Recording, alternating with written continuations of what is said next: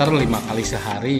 Boleh nggak kita memposting itu? Kan ini butuh waktu, butuh tenaga, butuh pemikiran untuk itu ya. Instagram misalnya 1 sampai dengan 2 kali sehari. Jadi tiap hari itu ada aja yang dipostingnya. Waktunya bagaimana waktunya? Jam sibuk atau jam kosong, mana yang lebih optimal? Jawabnya tergantung siapa yang jadi target kita. Kalau target kita adalah anak-anak pelajar SMA misalnya, kita tidak bisa memposting pada jam-jam misalnya antara jam 8 sampai jam 10 karena mereka sedang sekolah gitu ya. Cari waktu yang paling tepat.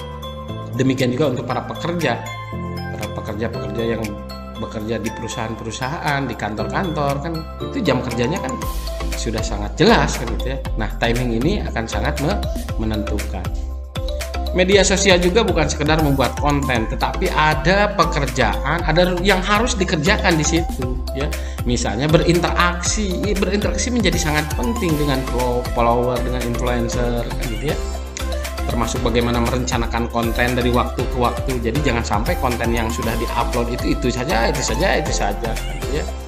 Analisis statistiknya, kemudian tujuannya, perencanaan dan eksperimen ini harus dianalisis. Jadi bukan hanya sekedar bikin konten terus diupload selesai, tidak. Kita harus dilihat perkembangannya.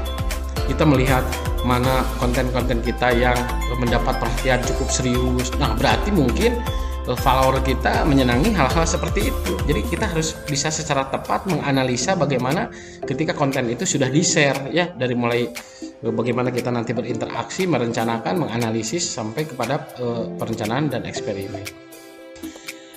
Ada tugas harian dalam mengelola medsos, misalnya membalas mention, membalas pesan yang masuk, komentar yang masuk, melakukan monitor password ya hati-hati, atau tagar kan gitu ya,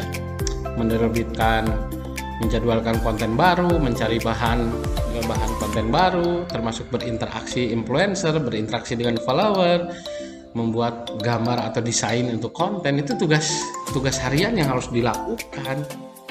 Tugas mingguannya analisis data tadi, perkembangannya seperti apa gitu ya. Kita bandingkan antara konten-konten yang sudah kita posting dengan konten-konten yang sedang akan diposting maupun yang sudah diposting, bandingkan, dianalisis apakah sudah sesuai dengan target dan tujuan kita atau belum. Tugas bulanannya yaitu mengelola media sosial, cek apakah tujuan sudah bisa tercapai.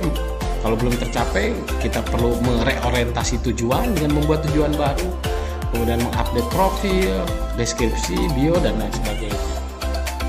Itu kira-kira terkait dengan media sosial. Tetapi hari ini seringkali kita mendengar istilah digital marketing dan e-commerce gitu ya. Kalau digital marketing tentunya tujuan utamanya adalah bagaimana kita bisa mempromosikan merek, membangun preferensi di pasar gitu ya, di market gitu, dan meningkatkan, tentunya berdampak pada peningkatan penjualan. Sedangkan e-commerce itu adalah satu perdagangan yang dilakukan berbasis elektronik gitu ya. Jadi segala transaksi atau kegiatan bisnis itu dilakukan dengan berbasis internet. Ada marketplace, toko online, perbankan, pembayaran online, bahkan di kampus-kampus juga sekarang sudah menggunakan e-commerce seperti ini. Ini mungkin di bahasan selanjutnya akan kita perdalam lebih dalam lagi ya, berkaitan dengan apa sih perbedaan antara digital marketing dan e-commerce. Itu untuk sesi kali ini. Terima kasih.